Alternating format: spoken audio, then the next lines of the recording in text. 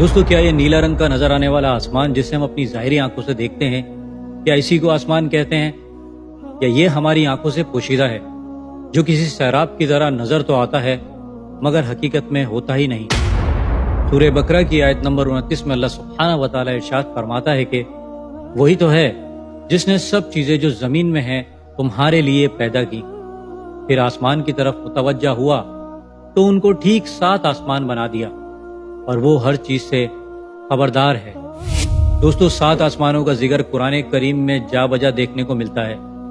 لیکن آسمان ہے کیا چیز؟ یہ جو ہمارے اوپر نظر آنے والا نیلا رنگ ہے، کیا یہ آسمان ہے؟ نہیں، یہ نیلے رنگ کا آسمان نہیں، بلکہ یہ ہماری زمین کے گرد پھیلی ہوئی اوزون گیس ہے،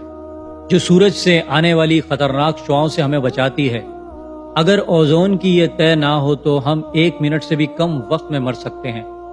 یعنی یہ اوزون کی لیئر اللہ کے حکم سے ہماری حفاظت کر رہی ہے، مگر ہم انسان اس اوزون لیئر کی حفاظت بالکل بھی نہیں کر رہے، اور ہماری یہ حفاظتی طے خطرے میں ہے۔ اس کی حفاظت صرف اور صرف زیادہ سے زیادہ درخت لگانے سے ہی ہو سکتی ہے۔ اسی لیے ہمارے پیارے نبی حضرت محمد مصطفیٰ صلی اللہ علیہ وآلہ وسلم کا فرمان ہے کہ درخت لگاؤ، یہ بھی صدقہ ہے۔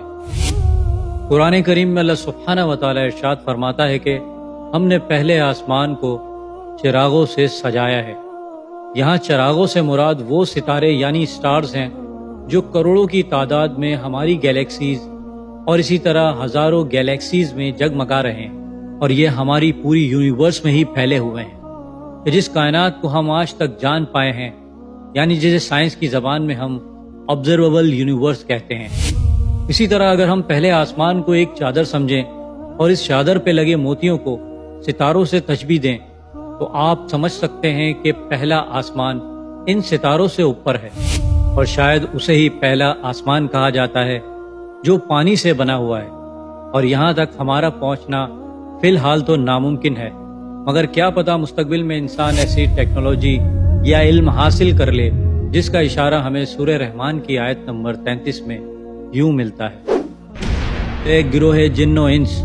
اگر تمہیں قدرت ہو کہ آسمان اور زمین کے کناروں سے نکل جاؤ تو نکلو، مگر ایک زبردست طاقت کے بغیر تم نہیں نکل سکتے۔ دوستو، 12 اپریل 1961 کو ایک روسی خلا باز یوری گیگرین وہ پہلا انسان تھا جس نے زمین کی گریوٹی سے نکل کر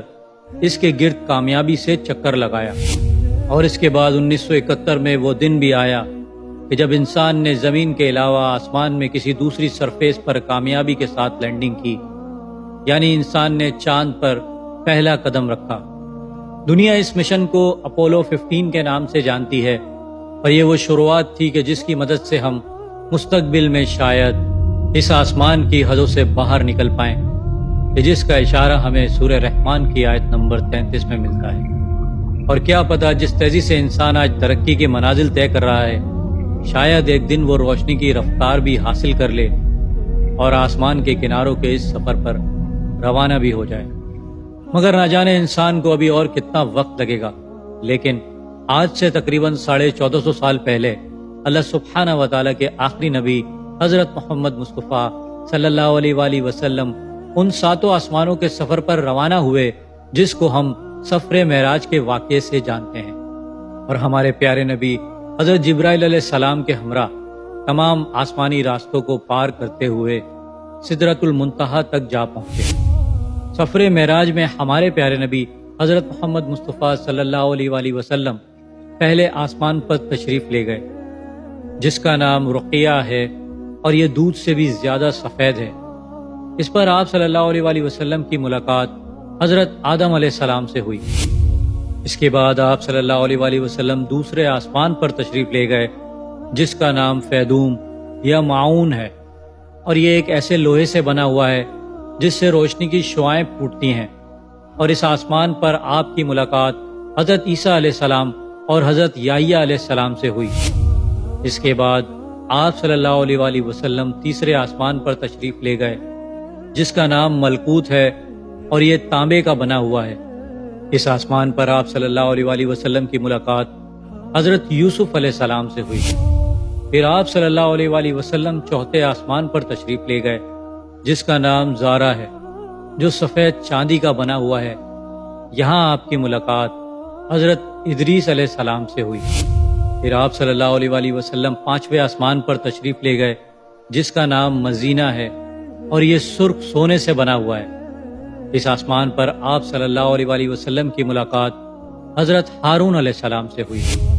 اس کے بعد آپ صلی اللہ علیہ وآلہ وسلم 6ٹھے آسمان پر تشریف لے گئے، جس کا نام خالصہ ہے اور یہ چمکدار موتیوں سے بنا ہوا ہے، اور اس آسمان پر آپ صلی اللہ علیہ وآلہ وسلم کی ملاقات حضرت موسیٰ علیہ السلام سے ہوئی۔ اس کے بعد آپ صلی اللہ علیہ وآلہ وسلم 7ویں آسمان پر تشریف لے گئے، جس کا نام لابیہ یا دامعہ ہے، اور یہ آسمان سرخ یاقوت سے بنا ہوا ہے۔ یہاں آپ صلی اللہ علیہ وآلہ وسلم کی ملاقات حضرت ابراہیم علیہ السلام سے ہوئی، اور اسی 7ویں آسمان پر بیت المعمور موجود ہے، جو بالکل ہمارے کعبے کے اوپر 7ویں آسمان پر فرشتوں کا کعبہ ہے۔ 70,000 فرشتے ہر وقت اس کعبے کا طواف کرتے رہتے ہیں۔ جو فرشتہ ایک بار اس کعبے کا طواف کر لیتا ہے، پھر کبھی بھی زندگی بھر اس فرشتے کی باری نہیں آتی۔ ان 7 آسمانوں کے اوپر جنت اور جہنم بنائی گئی ہیں، اور اسی آسمان پر ایک بیری کا درخت بھی موجود ہے، جسے سدرۃ المنتہا کہا جاتا ہے، جو تمام مخلوقات کی حد ہے۔ اگر یہاں سے آگے کوئی بھی مخلوق جانے کی کوشش بھی کرے تو وہ جل کر راکھ ہو جائے گی، لیکن ہمارے پیارے نبی حضرت محمد مصطفیٰ صلی اللہ علیہ وآلہ وسلم سفر معراج پر اس سدرۃ المنتہا سے بھی آگے تشریف لے گئے، اور حضرت جبرائیل علیہ السلام اس بیری کے درخت کے پاس یہ کہہ کر رک گئے کہ اے اللہ کے رسول صلی اللہ علیہ وآلہ وسلم، یہ میری آخری حد ہے، اگر میں نے ایک قدم بھی آگے جانے کی کوشش کی تو میرے پر جل جائیں گے، کیونکہ سدرۃ المنتہا سے اوپر اللہ سبحانہ و تعالیٰ کا عرش مبارک ہے،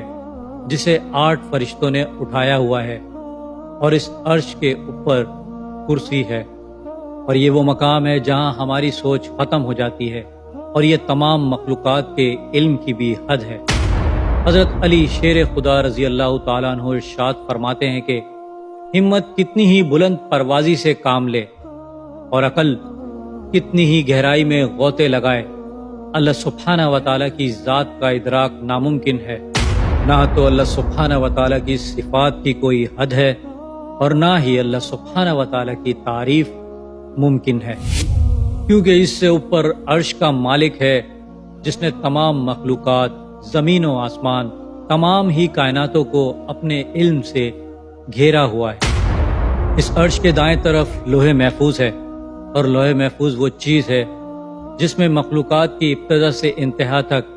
یعنی قیامت تک ہونے والی ہر ایک چیز لکھ دی گئی ہے، اور قیامت میں ہر ایک چیز فنا ہو جائے گی سوائے جنت، جہنم اور اللہ سبحانہ و تعالیٰ کے عرش کے۔ اسی لیے انہیں 7 آسمانوں سے بالکل الگ، یعنی جدا بنایا ہوا ہے۔ صحیح روایت کے مفہوم کے مطابق 7 آسمانوں کا سائز عرش کے مقابلے میں بالکل ایسا ہے کہ جیسے 7 آسمان ایک انگوٹھی ہوں، اور عرش ایک ریت کا بہت بڑا صحرا، اور عرش کا سائز کرسی کے مقابلے میں بالکل ایسا ہے کہ عرش ایک انگوٹھی ہو اور کرسی ایک ریت کا بہت بڑا صحرا۔ دوستوں، امید کرتا ہوں میری ویڈیو سے آپ کی معلومات میں اضافہ ہوا ہوگا اور کچھ نیا جاننے کو ملا ہوگا۔ اگر میری ویڈیو آپ کو اچھی لگی ہے تو میری ویڈیو کو لائک کریں، میرے چینل کو سبسکرائب کریں، اور بیل آئیکن پہ بھی کلک کر دیں۔ اور میں ملوں گا آپ کو ایک ایسی انفارمیٹیو ویڈیو کے ساتھ، تب تک کے لیے اللہ حافظ۔